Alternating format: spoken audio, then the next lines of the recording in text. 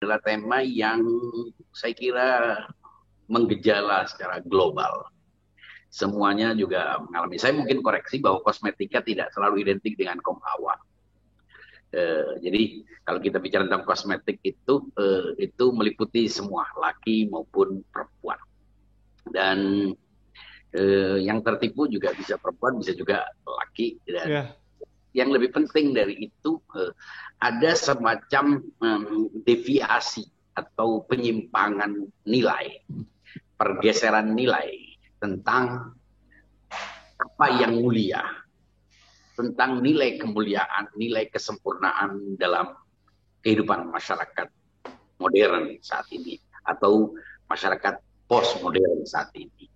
Akibat dari eh, mengglobalnya kehidupan manusia yang dipengaruhi oleh digitalisme. Akibat dari digitalisme itulah sejumlah nilai-nilai estetik justru di dibonsai atau direduksi oleh visualisme. Jadi estetika seringkali dipahami sebagai sebuah keindahan visual, fisikal, tampilan, baik itu dalam bentuk penampilan fisik maupun dalam artikulasi. Sering orang juga menebas pesona dengan kata, dengan pilihan-pilihan kata, dengan menggambarkan sesuatu yang fiktif tentang diri seseorang demi meraih keuntungan-keuntungan atau demi menjadi seorang influencer yang mempengaruhi orang lain atau demi mencitrakan dirinya yang tidak real. Nah, dalam dunia materialisme kita semuanya paham bahwa materialisme telah membuat manusia lupa akan hakikat realitas yang sebenarnya. Materialisme cenderung mengubah perilaku manusia yang mestinya percaya akan sesuatu yang transenden, yang abstrak, yang sakral, yang suci, yang ada di balik materi, justru dia terkubur dalam materialisme, meskipun secara langsung dia tidak mengakui sebagai penganut materialisme, namun perilaku, kecenderungan, sikap, dan pola interaksinya menggambarkan bahwa manusia kebanyakan sudah terkurung dalam materialisme. Salah satu yang menjadi puncak dari materialisme adalah kapitalisme. Kapitalisme adalah salah satu bentuk yang nyata dari materialisme. Kapitalisme adalah sebuah pandangan yang menghegemoni manusia, menganggap bahwa manusia ditentukan oleh sejauh mana modal, uang, harta, kekuasaan yang dimilikinya agar dia survive, agar dia bisa bertahan hidup. Dalam situasi begini, kapitalisme harus menciptakan sebuah pasar, harus menciptakan konsumen, dan akibat karena jarak kekuasaan media yang begitu dominan terhadap masyarakat, terutama masyarakat timur, masyarakat yang di luar, masyarakat Eropa yang menguasai teknologi, terutama teknologi media, mereka menciptakan apa yang disebut dengan kecemasan. Inilah industri kecemasan. Industri kecemasan adalah upaya untuk membuat manusia kehilangan nalarnya. Dan karena kehilangan nalar, dia mengambil tindakan-tindakan yang cenderung irasional. Nah, kecemasan muncul dalam bentuk kesehatan. Kecemasan akan kesehatan. Disitulah ada korporasi-korporasi dalam bidang kedokteran, dalam bidang farmasi, yang akan terus menciptakan formula-formula baru yang dikembangkan agar manusia selalu diliputi akan kecemasan tentang dirinya. Sehingga dia rela mengeluarkan apa saja demi mengatasi rasa cemas akan kesehatannya yang berujung dengan kematian atau hilangnya peluang dia untuk hadir di tengah masyarakat secara maksimal. Kecemasan yang kedua, industri kecemasan kedua adalah industri kecemasan penampilan atau estetika atau keindahan. Nah, setiap orang dikhawatirkan dia akan kehilangan pesonanya. Dan karena pesona visual itu adalah cara untuk menghadirkan diri di tengah masyarakat, dan masyarakat itu sudah terbagi dalam dua dimensi kehidupannya, yaitu dimensi kehidupan real dan dimensi kehidupan virtual, maka mereka pun berusaha untuk menghadirkan dirinya Kalau mereka tidak mampu memperindah atau mengikuti standar-standar estetika yang dihembuskan oleh media-media barat yang di belakangnya adalah korporasi-korporasi besar, maka mereka berusaha untuk memperindah dirinya sesuai dengan standar estetika barat yang materialistik dengan melakukan apa yang disebut dengan tadi itu upaya untuk merekayasa penampilan dirinya secara digital. Akhirnya manusia berujung pada mental inferior, mental lemah, menganggap dirinya masih berevolusi, bahwa dia adalah manusia yang belum sempurna, dan ketika hendak mensempurna, mereka harus mengikuti standar-standar kesempurnaan. Disitulah muncul berhala-berhala idola. Disitulah muncul idea-idea baru yang sebetulnya tidak pernah hadir dalam kehidupan manusia yang real pada awalnya. Sehingga muncullah contoh-contoh artis-artis atau bahkan figur-figur imajinal yang dihadirkan perfect, sempurna. Manusia rela untuk menghabiskan apapun demi memahami itu. Padahal ini semuanya adalah dunia imagi yang diciptakan oleh korporasi-korporasi kapitalis yang sengaja menciptakan manusia sebagai pasar yang terus menganga melahap apapun yang dijejalkan melalui iklan-iklan, melalui endorsement, melalui pencitraan dengan beragam aplikasi yang terus dikembangkan dengan fitur-fitur yang mempermudah manusia untuk terjerumus, memperindah dirinya yang fiktif, dan berlomba dalam kepalsuan.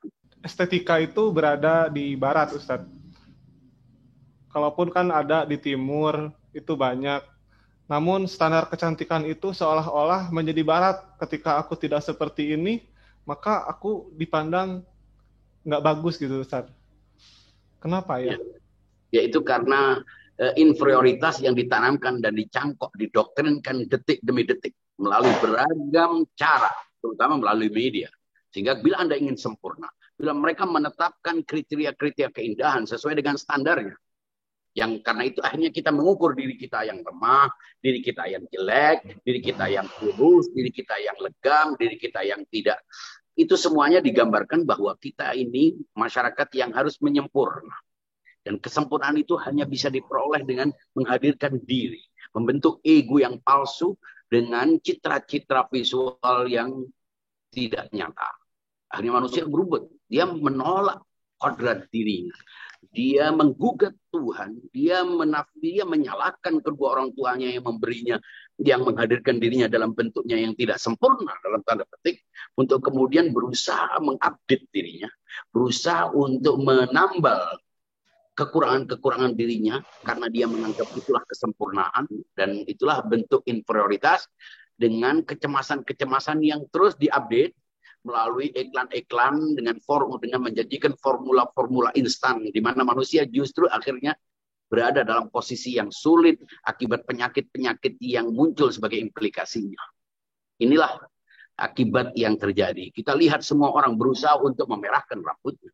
Banyak orang berusaha untuk menampilkan dirinya, melakukan operasi plastik, memindahkan pinggulnya ke dagu, dan lain sebagainya. Semua dilakukan hanya untuk dia mempesona.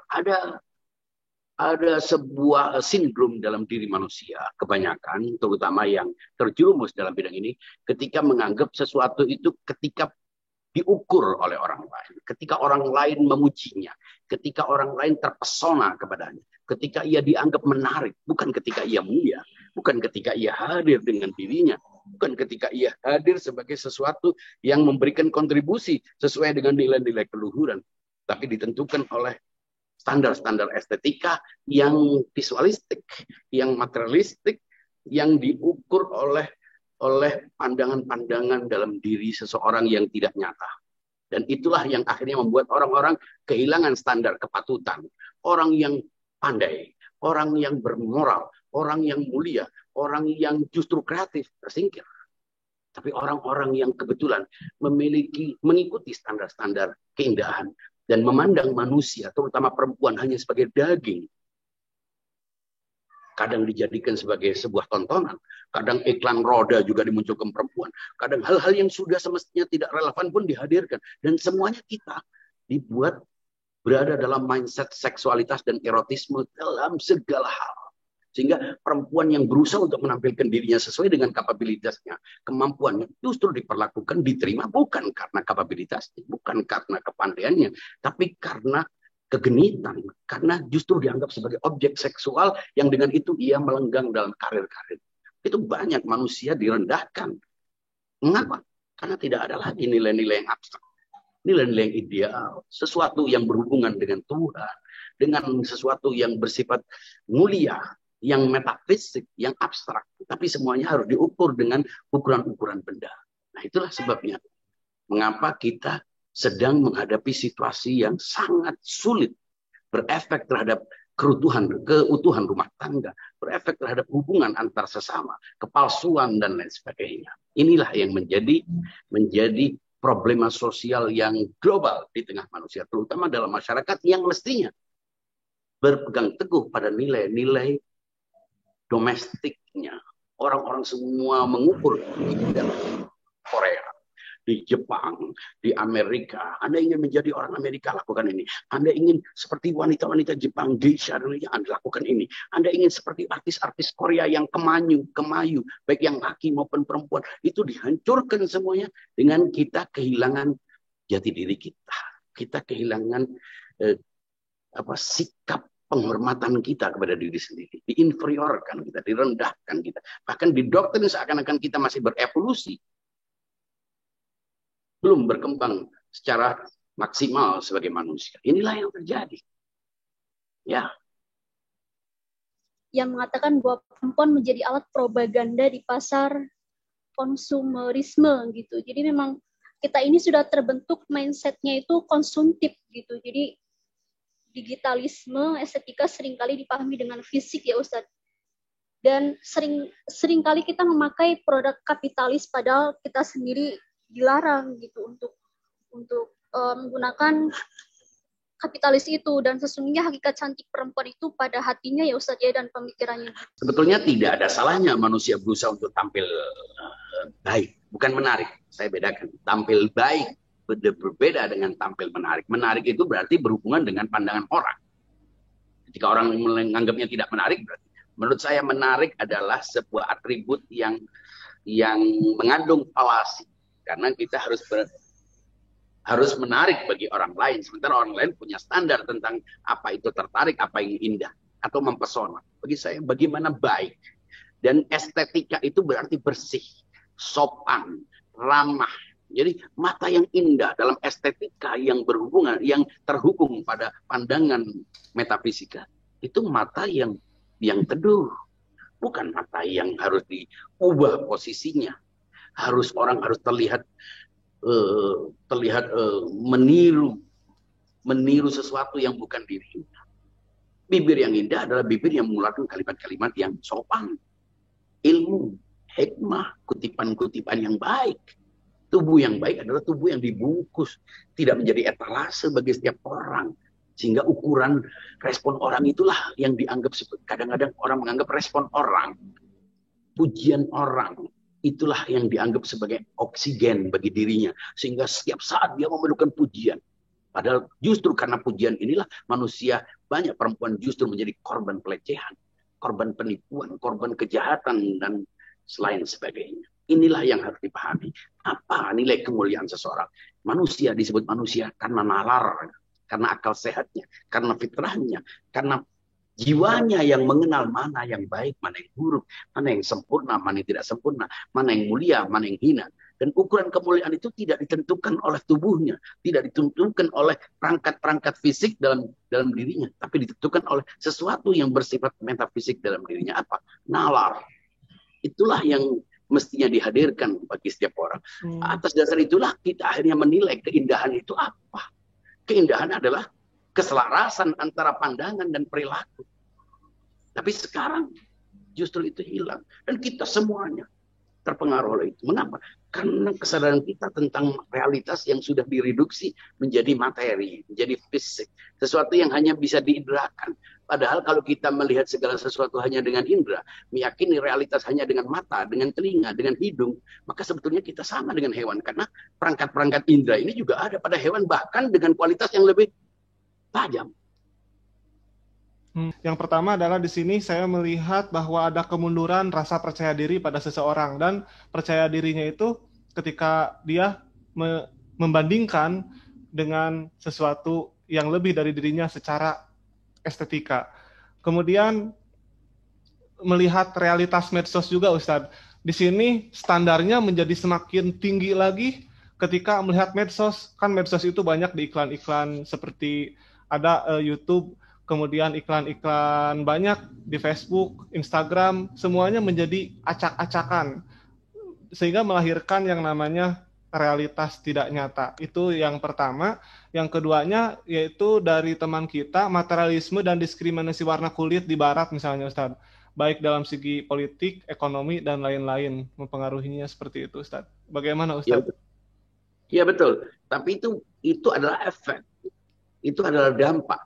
Itu adalah ekses dari pandangan, dari mindset. Coba kita kembali kepada mindset. Kita bukan berarti orang tidak boleh tampil bagus, tidak boleh tampil sempurna. Tapi itu tidak boleh justru menjadi etalase palsu dari perilaku, dari pikiran-pikiran kotor. Apa arti keindahan visual bila itu hanya topeng bagi sesuatu yang buruk? Dan tidak jarang orang pelaku kejahatan itu justru membungkus dirinya dengan keindahan-keindahan visual, keindahan-keindahan oral, keindahan-keindahan tekstual, keindahan-keindahan visual. Itu semuanya justru menjadi perangkap bagi kejahatan-kejahatan yang kalau kita ceritakan mungkin terlalu banyak. Saya kira waktunya kita menjaga jarak dengan pesona-pesona itu, agar kita tidak terjerumus dalam hal-hal yang akan membuat kita tidak punya waktu untuk menyesalinya, dan kita akan habis waktu kita meratapi apa yang sudah kita lakukan. Terutama kaum perempuan, terutama mengapa saya katakan kaum perempuan? Kaum perempuan sebagai posisi manusia yang memerlukan pelindungan, yang memerlukan tempat untuk berbagi. Seringkali dia melihat apa yang terlihat dari sana itu terlihat lebih menarik. Bagian laki juga begitu. Apa yang ada padanya itu cenderung kita mendenial apa yang sudah kita punya. Apa yang sudah kita miliki itu kita selalu tidak puas. Akibat tidak puas dengan apa yang di dirinya, dia mencari sesuatu yang di luar dirinya, padahal itu boleh jadi fatamorgana. Hanya karena kita tidak waspada bahwa ini adalah sebuah simulakrum. Ini sebuah sesuatu yang dibuat agar kita lalai dengan realitas kita yang nyata ini. Di mana manusia harus diperlakukan sebagai manusia. Kita menghormati manusia bukan karena raganya. Allah berfirman, sesungguhnya Allah tidak melihat wajahmu. Ya. Tidak melihat warnamu. Tapi melihat sesuatu yang lebih substantif dari itu semuanya adalah jiwa kita. Adalah kebaikan-kebaikan yang tidak bisa diukur dengan raga. Justru keindahan raga itu harus orang yang merasa mendapatkan anugerah keindahan, anugerah keindahan visual, keindahan fisikal, itu harus justru mencerminkan perilakunya, justru mencerminkan pandangan-pandangannya. Wanita yang cantik adalah wanita yang cerdas. Lelaki yang tampan adalah lelaki yang elegan. Bukan justru sekarang perempuan mencari laki yang mirip perempuan karena menganggap dirinya adalah sesuatu yang lembut, maka dia memerlukan lembut. Laki dihadirkan bukan untuk lembut. Ya, di sini mulai terjadi dari deviasi tentang keindahan berefek terhadap deviasi tentang seksualitas. Dan ini sudah menjadi ancaman bagi banyak orang. Ya, sehingga laki pun berusaha untuk tampil se-feminin mungkin agar dia menarik bagi lawannya. Dan perempuan-perempuan pun karena trauma atau karena mindset yang telah dibangun sehingga akhirnya mencari keindahan itu dalam bentuk yang feminin juga. Padahal itu justru mengapa Tuhan menciptakan cambang, menciptakan kumis. Itu semua bagi laki, itu semua adalah citra-citra kelelakian yang justru harus ditandai dengan sikap elegan sebagai seorang laki. Ini yang tidak terjadi sekarang ini. Dan akhirnya banyak laki akhirnya justru menjadi perempuan tanpa sadar. Mungkin dia tidak merasa, tapi dalam perilaku, dalam sikap, itu menghilangkan esensi kelelakiannya. Ya, kok jadi gini Ustaz? Kok aku jadi teralienasi ya? Sehingga kalau ada yang bertanya seperti itu, ya kamulah yang menjadikan kamu teralienasi, diri kamu sendirilah yang menjadikannya, gitu ya Ustaz ya? Ya, jadi kembalinya semua kepada kesadaran tentang realitas. Sebetulnya realitas itu apa yang sejati? Ya. Apa tujuan Tuhan menciptakan fisik manusia berbeda-beda? Ada kulit, ada yang berkulit cerah, ada yang berkulit gelap, ada yang mancung, ada yang pesek, ada yang tinggi, gagah, dan ada yang pendek kecil. Apa ya? Ya, itu proses alam, itu yang harus kita tidak, itu bukan salah dan benar, sehingga kita tidak bisa menyalahkan. Kesalahan itu pada perilaku, pada pikiran. Fisik tidak ada salah dan benar. Ini falasi yang sering keliru. Oh iya. Ya, jadi benar dan salah itu pada pikiran dan perilaku. Kita tidak bisa menyalahkan untuk sesuatu yang tidak ada hubungan dengan perilaku dan pikiran. Emangnya kalau orang pendek kemudian dia dianggap melakukan kesalahan? Bukan kesalahan.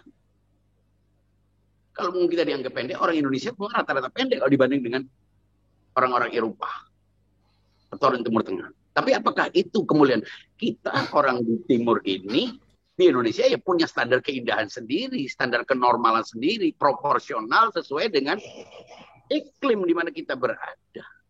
Ya. Malah orang-orang Barat itu sekarang menganggap Indonesia itu eksotik. Oh ya, orang malah berebut untuk berjemur menggelapkan kulitnya. Kita menghabiskan miliaran untuk membuka kulit kita. Ya, di Barat makin legam, bintik-bintiknya hilang tuh makin beauty, makin menarik. Tapi itu semuanya tidak jadi soal.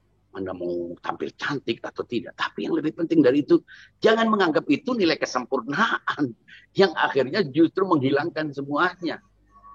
Menganggap bahwa perempuan itu adalah objek keindahan semata, fisikal. Itu yang jadi masalah. Sehingga orang diterima kerja bukan karena kepandaiannya. Karena kegenitannya. Sementara orang yang punya kepribadian, menjaga dirinya, akhirnya justru tersingkir. Tidak mendapatkan apa yang sudah belajar tinggi-tinggi, tapi karena dia tidak mau bermanis-manis kepada setiap orang, akhirnya justru karirnya terhambat. Ya, itu yang terjadi. Ada ketidakadilan. Ada ketidakadilan yang nyata di kalangan, terutama di kalangan perempuan. Akankah kita terus-terusan begini menzalimi sesama kita? Hanya karena itu. Mengapa kecenderungan kita selalu seks? Melihat segala macam itu dengan frame seksualitas. Mengapa? Itu karena kita tidak punya kesadaran tentang realitas yang sebenarnya. Kampanye untuk mencintai budaya lokal dapat memproteksi banjirnya budaya barat yang umumnya menonjol hedonisme dan artificial. Apakah agama dapat dijadikan bagian dari kampanye budaya lokal tersebut, Ustadz? Ya, agama yang berdasar pada akal sehat. Kalau agama yang justru sekarang agama justru menyuruh perempuan seakan-akan hanya tugasnya istri itu hanya bersolek.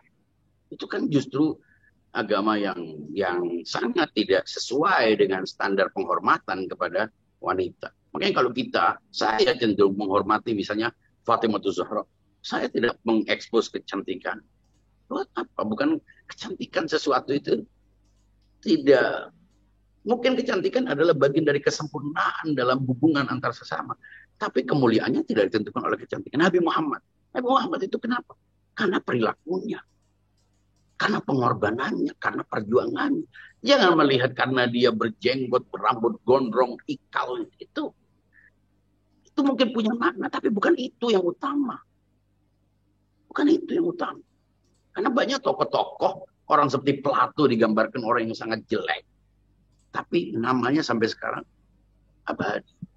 Pandangan-pandangnya sampai sekarang kita memakainya. Itu menunjukkan bahwa yang abadi adalah gagasan, pikiran, karya-karya. Bukan hidung, bukan kulit, bukan bibir, bukan pinggul. Itu. Kapan orang diingat karena pinggulnya? Orang diingat karena bibirnya, Marilyn Monroe mungkin hanya itu.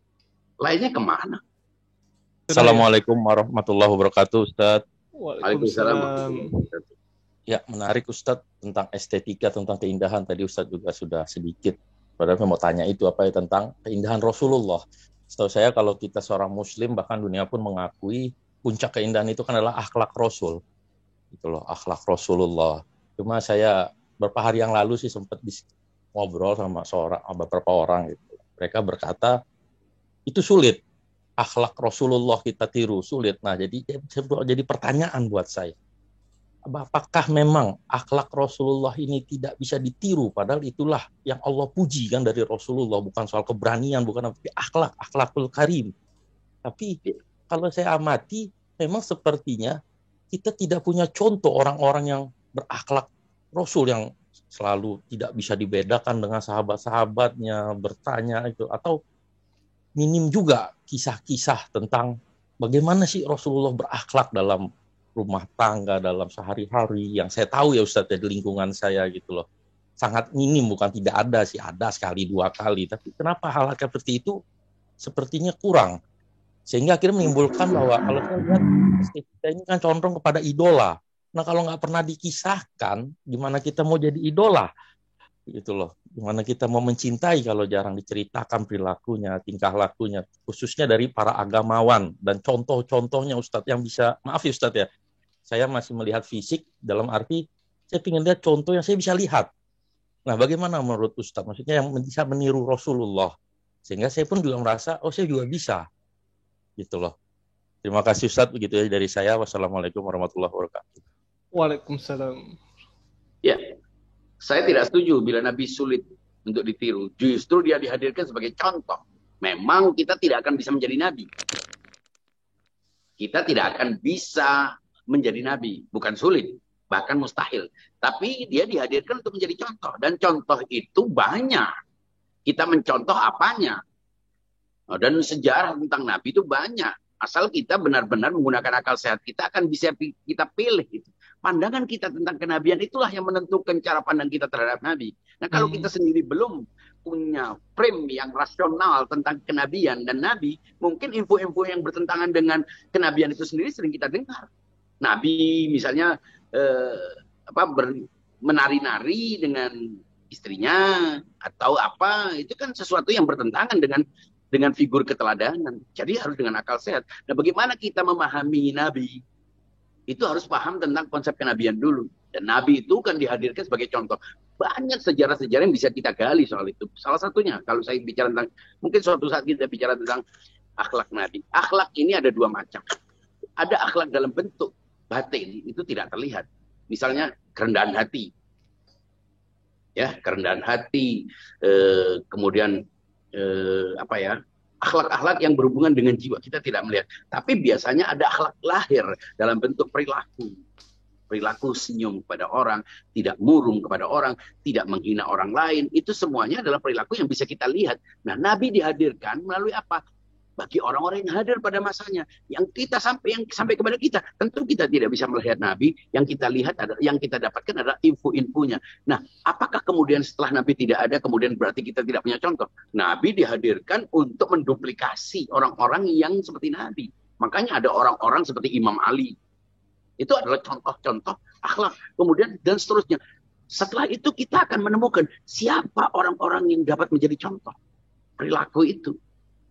Karena itu akhlak itu ada dalam bentuk diri kita, pemahaman-pemahaman tentang akhlak.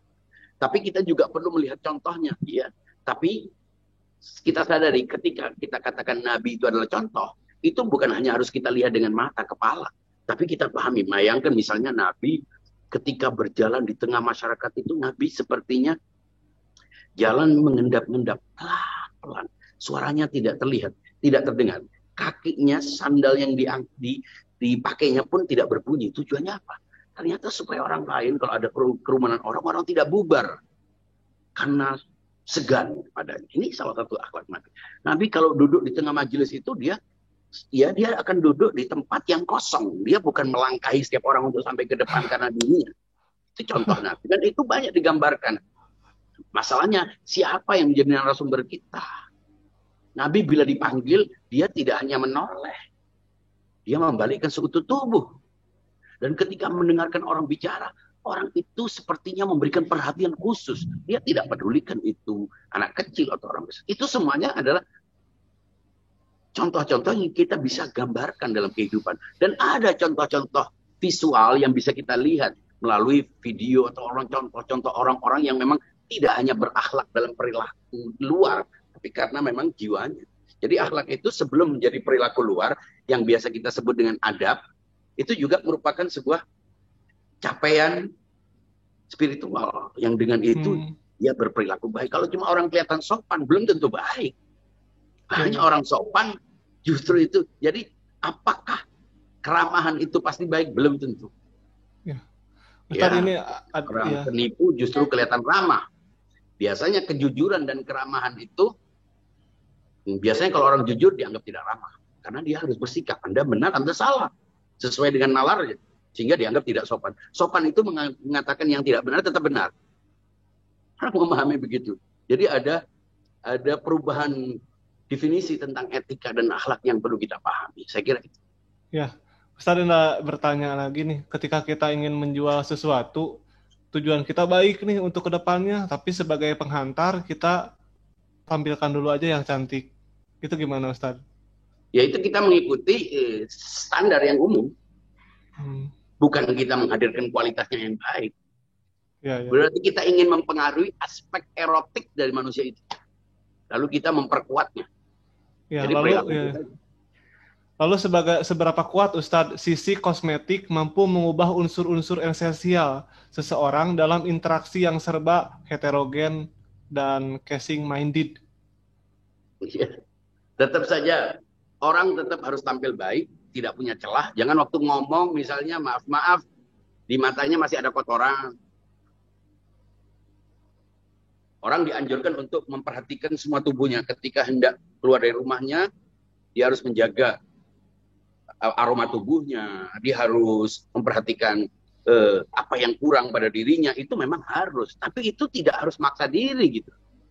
Ya, jangan sampai kita ketika habis makan kita lupa di gigi kita ada, di sela-sela lagi ada sayur yang masih nempel. Itu berarti tidak perhatian. Itu estetika, itu kerapian, bukan keindahan yang dipaksakan.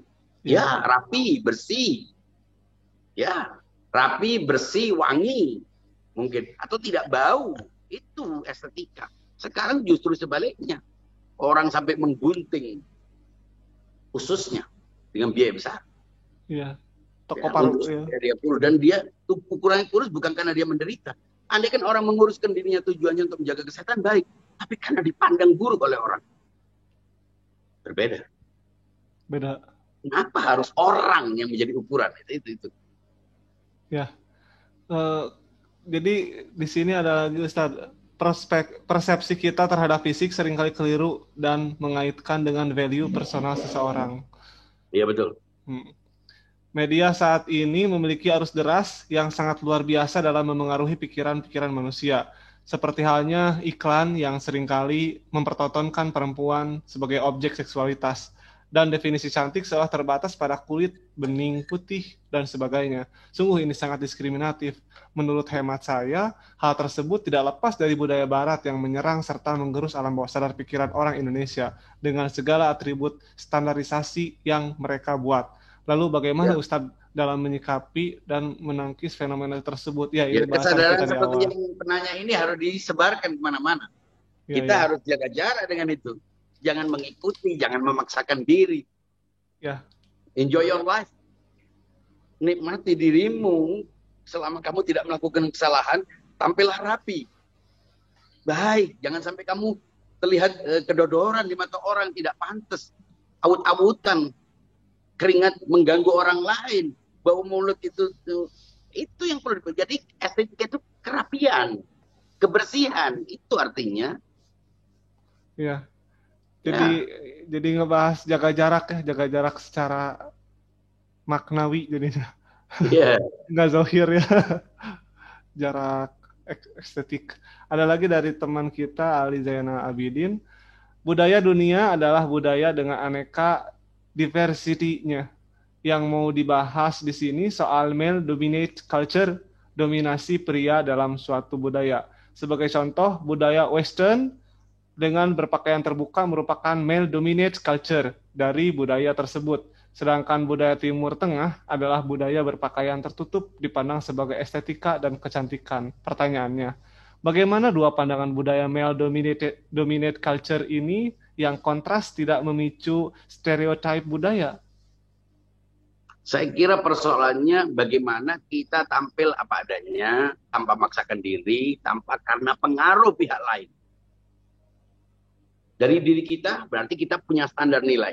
Nah, apakah standar nilai kita itu berujung pada materialisme ataukah anti materialisme? Ini yang menentukan. Kita tidak bisa maksa orang untuk harus menutup diri atau tidak, itu urusan orang. Tapi jangan, banyak orang yang menutup dirinya tapi justru menarik perhatian orang. Ya, pakaiannya sudah tertutup, perilakunya yang tidak tertutup. Ya, banyak orang pakaiannya biasa. Tapi perilakunya justru tertutup. Dia jaga jarak, dia tunjukkan kalian. Itu, saya bukan mengambil contoh baik ya. Ketua parlemen, ketua DPR Amerika. Wanita tua ini. Tapi yang ditampilkan bukan perempuannya.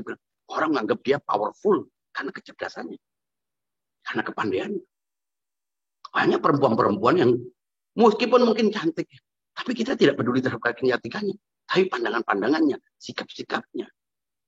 Itu justru yang lebih abadi ya dalam kehidupan manusia. Ketimbang orang hanya memuji penampilan kita, ya paling ditentukan oleh duit yang dia punya. Orang sampai maksa beli tas yang harganya ratusan juta, hanya untuk apa? Untuk dipuji orang. Apa artinya? Dia hamba bagi banyak orang. Ketika perilaku kita ditentukan oleh pandangan orang, dia berarti tidak punya kepribadian. Dia adalah orang yang dikendalikan oleh pandangan orang. Itu. Padahal Allah sudah mengatakan manusia ini sudah sempurna. Fi ahsani taqwim. Artinya semuanya punya standar kesempurnaan masing-masing. Dan kesempurnaannya ditentukan oleh nalar. Disebut manusia karena bernalar. Bukan karena yang lain. Kenapa kita lupa itu? Anda bersih. Tubuh Anda tidak mengganggu aroma orang lain. Anda memperhatikan aspek itu semuanya. Ya, itu berarti Anda cantik, Anda estetik. Cukup.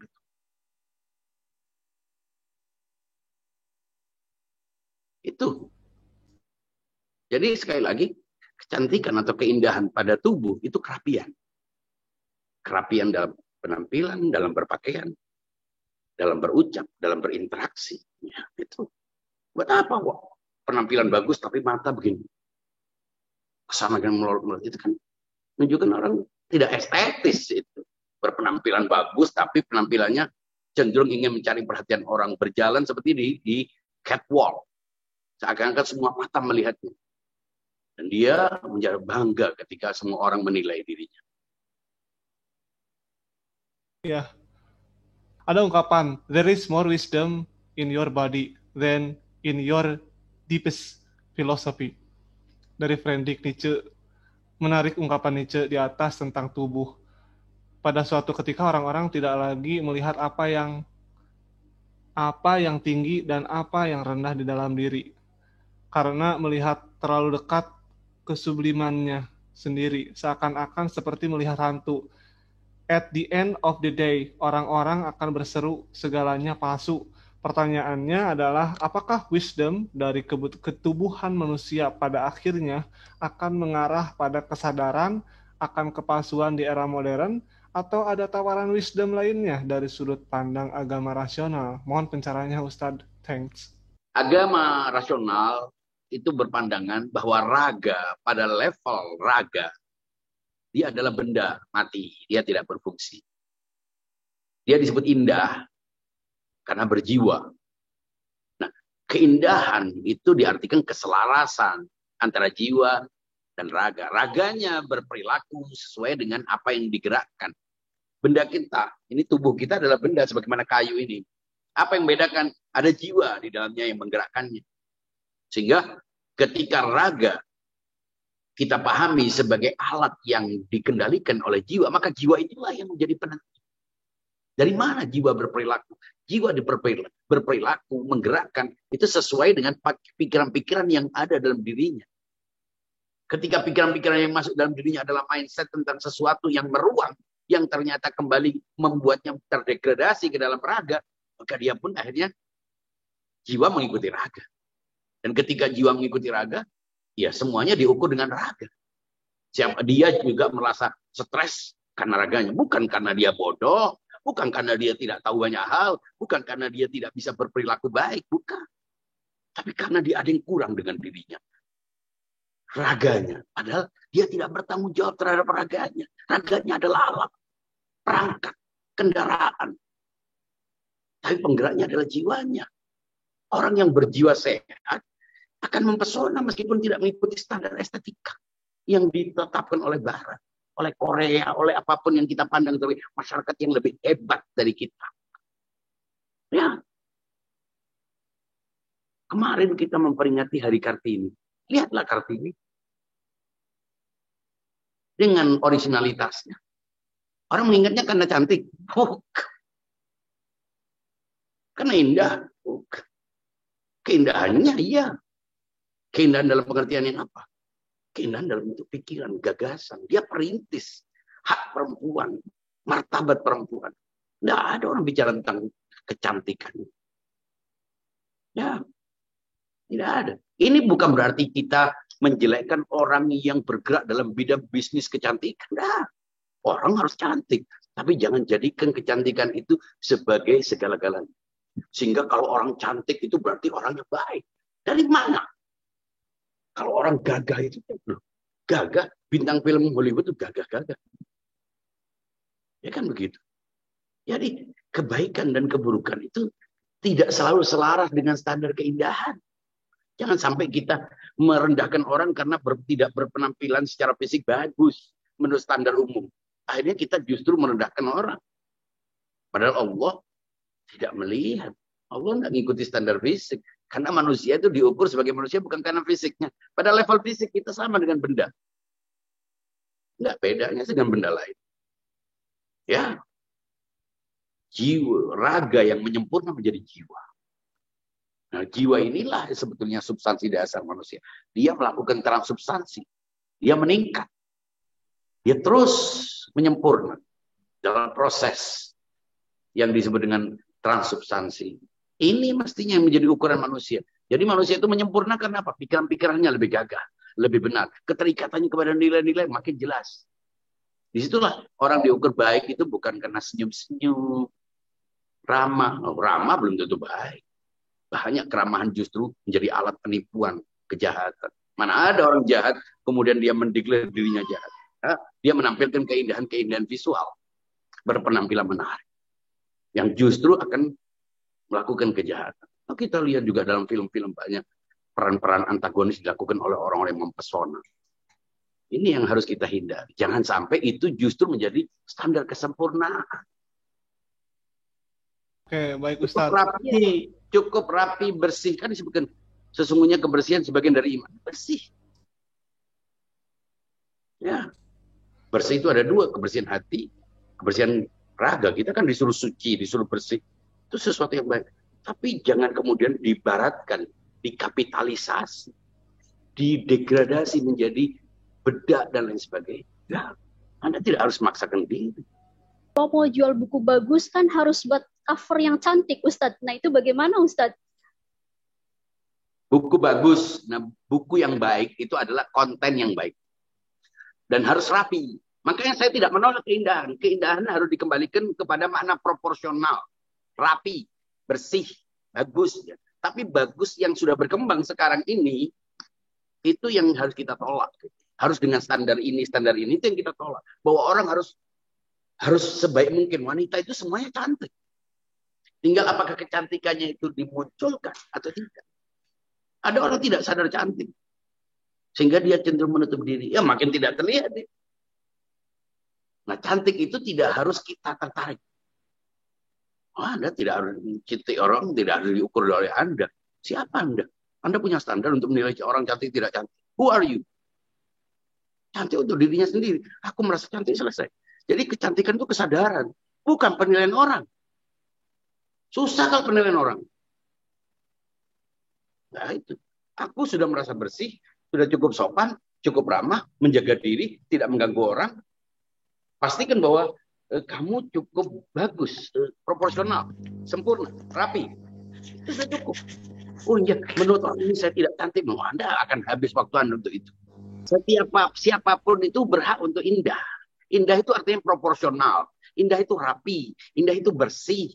Indah itu sistemik, rapi, terstruktur, runut. Itu rapi.